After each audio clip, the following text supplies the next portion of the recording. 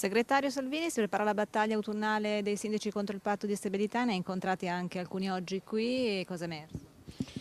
È emerso che in Lombardia non ne possiamo più, anche perché i soldi li abbiamo nel cassetto, le chiavi del cassetto sono a Roma e basta, sono almeno 6 miliardi di euro di soldi risparmiati dai sindaci lombardi, non leghisti, lombardi, di destra, di sinistra, liste civiche, Lega,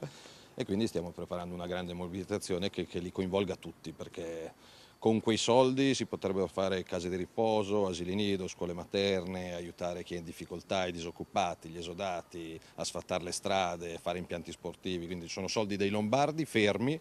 per volere di Roma. Quindi la prima iniziativa sarà l'ultimo weekend di ottobre, 25, 26, 27 di ottobre, in tutti i 1500 comuni lombardi, dove la Lega c'è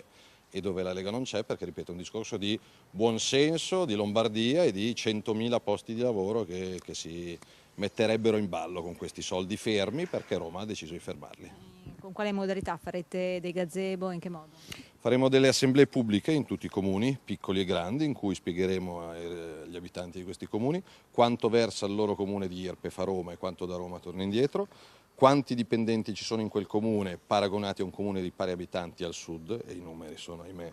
deliranti, e quanto c'è nel cassetto di quel comune come risparmio e che cosa si potrebbe fare con quel risparmio. Ripeto, in quel comune stanno bloccando la farmacia, la casa di riposo, l'asilo nido, le telecamere di controllo, quindi ogni comune ha la sua storia, però sono soldi dei cittadini lombardi, quindi una mobilitazione non della Lega, ma della gente lombarda che vuole spendere questi soldi. Se Roma ci risponderà di sì, bene; se ci risponderà di no saremo un po' meno educati. Perché lei ha ricevuto delle lamentele anche da parte di sindaci di centrosinistra quest'estate. Sono soldi fermi, l'asilo nido non è di destra o di sinistra, l'asilo nido è l'asilo nido, quindi ci vanno i bimbi di tutti i colori, di tutte le razze, di tutte le religioni, di tutti,